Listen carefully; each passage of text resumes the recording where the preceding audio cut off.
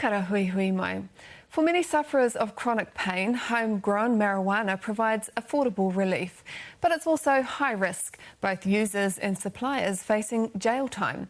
Now, a new Labour Party bill will provide a legal defence for terminally ill users of illicit marijuana. But those who suffer from chronic conditions and their suppliers say the bill doesn't go far enough. They want to be protected by the law too.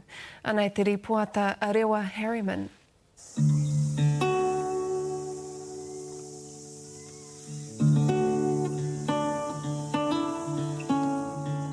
Maki Herbert calls herself a green fairy, growing and supplying cannabis to those who need it to manage their chronic pain.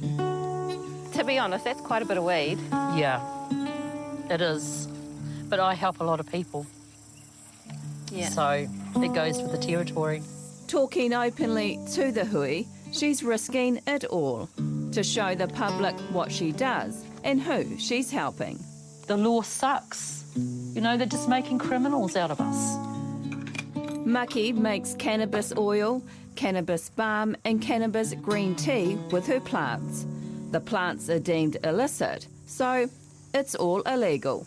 So I've cooked it on slow cook for 3.5 hours and I've let it sit. So it's only 3 ingredients, totally organic. But not yet legal. Not legal.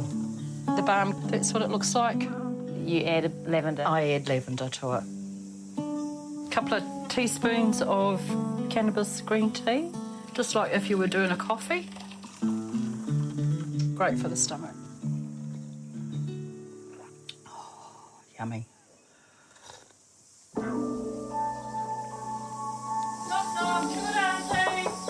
Kia ora, Maki! Oh, Kia ora. Kia ora. Maki helps who she can. Come on, come in. Today it's Auntie Bet, in her 70s, who's been living with agonising arthritis for years. I just wouldn't be without it. I know it's illegal, I know the law, but I am prepared to keep using it as well. So you had pain with it? It was so painful I couldn't even lie on it. A lot of people, when they've tried everything else, and I offer them this, and they go home and try it, and they say, fantastic, amazing, it worked. What do? You toe talk with them all the time. It's now been a year since Auntie Bet started using the balm, and she says the difference to her quality of life has been remarkable. Prior to using it, I would make a trip to Aotearoa and be crippled for 2 days. I go there now and I'm as active as anybody else. You got your life back. I've got my life back. I can do whatever I want to do now. I can go wherever I want to go. Currently, people who are dying or who suffer chronic conditions like epilepsy can be prescribed cannabis-based products legally, but these treatments are very expensive. So, to make this kind of pain relief more accessible, the Labour Party has introduced the Misuse of Drugs Amendment Bill. The package that we've put together is real progress. A key part providing a legal defence for the terminally ill with less than a year to live, to possess and use illicit cannabis.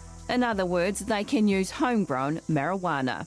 But that's not the case for sufferers of chronic pain, who could still face jail time if caught using it. It's only catering for a very small sector of the community who have been given a death sentence anyway.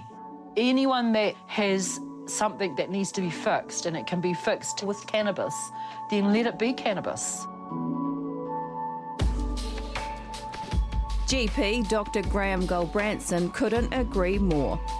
He's a medical cannabis specialist who's prescribed legal cannabis products to over 40 people in the last year.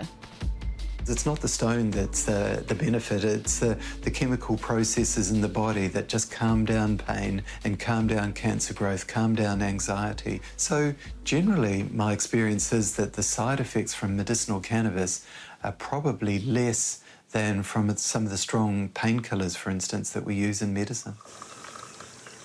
while Dr Gold-Branson is legally allowed to prescribe cannabis-based products. She isn't. Same to you. He doesn't want to see those in chronic pain criminalised for using illicit cannabis remedies, or their suppliers either. There are desperate people who are being helped by compassionate providers and they are taking legal risks themselves. So I think we need to protect more people than just the patient. Illicit marijuana is often much cheaper than the legal products, partly because cannabis medications aren't subsidised in New Zealand. The cost of this is around $1,000, so it works out to be about $4 a spray. Some people will need it up to 5 or 10 or 12 times a day. Looking at $50 a day, well, that's going to be unaffordable for most people. Right.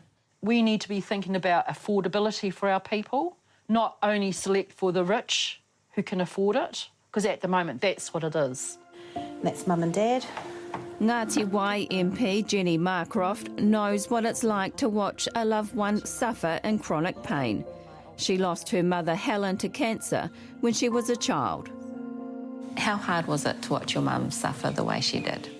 Her slow demise was very painful to watch.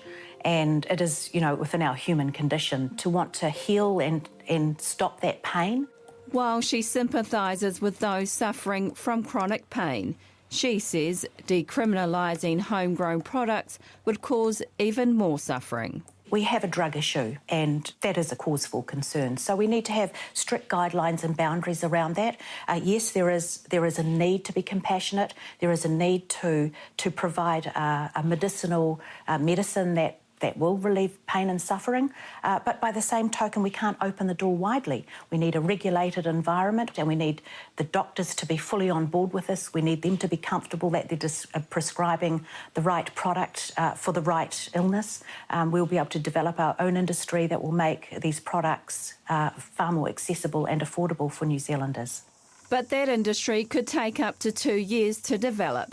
So for now, chronic pain sufferers might have to rely on green ferries like Maki. When people see this many plants for one person, they may think, oh, there's always a risk. No good, or... Yeah, well, there's always a risk that I might get ripped off or I'll get busted again. Maki has already been slapped with a conviction and sentenced to 12 months home detention. She knows under current law another prosecution could put her in jail. I'm not going to fight the authorities. If they come knocking at my door, of course I'm going to plead guilty. And what, really, at the end of the day... Because you're so passionate. I'm so passionate. And I believe in what I'm doing. And there's a whole lot of other people who are like me, believe in what we're doing. However, until chronic pain sufferers get the same legal rights as the terminally ill, Auntie Bet and many more like her will continue to be on the wrong side of the law. Under current law, you're a criminal. Well, I am a criminal. I know that under the current law. And the sooner they have this thing legalised, the better for everyone. Everyone. You see it as a medicine now, not it's as a medicine that needs to be used. It needs to be used. Nā rewa Harriman, tērā pūrongo. Public submissions on the Misuse of Drugs Amendment Bill are open until March the 21st.